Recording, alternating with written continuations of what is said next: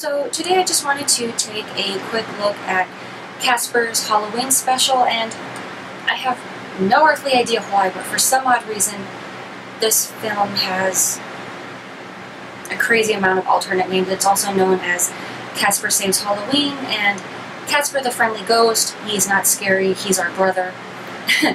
Okay, but this is a 1979 short film. It does feature, of course, Casper, Harry Scary, and I forget the name of the other two guys, but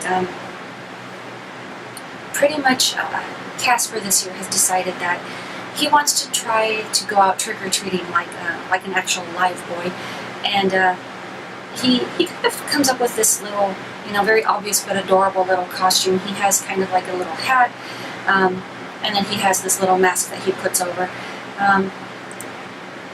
And of course the gang are like, well, you're not supposed to go trick-or-treating. The point is we're supposed to go out and scare people. And, Casper, obviously being a little boy, is of the mindset, I'd rather do my own thing. And, it's actually kind of sad if you think about it, because Casper was a child who once actually was alive, and he wants to do something that live children get to experience, but he's obviously a dead little boy. I don't know, that's kind of grisly if you just think about it. Like, how on earth did this kid die? But that's not the point of the Casper series, apparently. So this did air on NBC on October 30th of 1979, and as most Hanna-Barbera, I guess you could say cartoon series, this does feature a laugh track, so of course it's definitely a sign of the time, but very characteristic of that studio. It's not very often that one hears a laugh track in film or TV shows anymore. To my recollection, the last show that I can think of that used a laugh track was Married with Children. Why, I don't know, but it was a thing. So this short was released by Turner Home Entertainment on VHS in August of 1995, and then Warner Brothers did release this on DVD, to my knowledge only on Region 1, and it's also available through the Warner Archive Collection as of October of 2013. So we do have Casper, who's out trying to trick-or-treat, and meanwhile he's accidentally scaring people, not really trying to, he just wants candy. And of course you've got these jerks following him around and egging him on, like, you're doing great, you should keep scaring people. So meantime, in the middle of this, you've got a group of orphans who are also trying to trick-or-treat. They don't have much in the way of costumes. They've also just got a very similar mask that they're wearing as they're just going out asking for candy. And apparently they're being discriminated against for either being poor kids, obviously in the wrong neighborhood, even though their orphanage is within that same area. So I really don't know the deal there, but obviously you've got ghost discrimination and orphan discrimination going on here. So obviously they eventually do meet up with Casper for some odd reason. At first they do think him for a real boy, and they do try to go out and trick-or-treat together as a group. And of course you've got Harry Scary and the gang who continue to scare people, and eventually Casper's just gives up. He decides that he's had enough and he's just going to go home and just sulk. So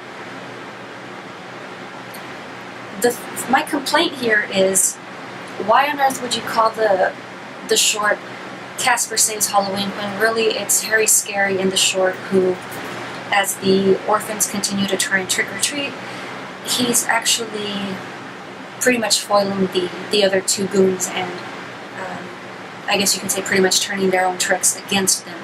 So, the kids really aren't in the wrong anymore, but they do kind of take a bit of a bad rap, as they're at some point considered to have been the ones doing all of this nonsense. But things do get clarified, everything pretty much just turns out just great, and the children are rewarded with nice costumes and they do go out and they resume trick-or-treating with Casper. So yes, I get Casper's the star of the show, but he really didn't save Halloween. I mean, it was obviously, one of the guys from the ghostly group who decided to do something about this and set things right.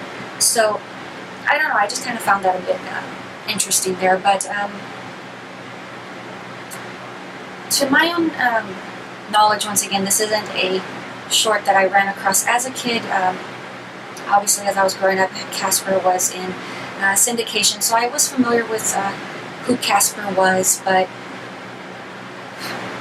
this was never really a short that I had ever seen. So this has definitely been the year of me discovering things that I missed when I was a kid, which, not necessarily a bad thing, just different experiences and whatnot. But also, once again, to my knowledge, the majority of the shorts that I've been taking a look at with you guys, other than the Charlie Brown, that's pretty much, I guess, the better known one, and everything else just really either wasn't aired as often, is the impression that I'm getting. But I don't know, I mean, like, what were some of the specials that you guys grew up watching, or did you have like an annual one that was like your thing that maybe not too many people have familiarity with? Obviously, I'm very much in the dark here. Yeah, I mean, for some odd reason, tons of Halloween specials just pretty much just flew past me as a kid. But once again, I just assumed this is just due to me being a kid and not really parked in front of the TV as I was growing up. So I'm probably going to take a look at just a couple more shorts, and then we'll move into the feature-length films. And obviously, these are things that I am more familiar with and things that I did watch regularly. But that is pretty much all I have for you guys today, and I will talk to you later.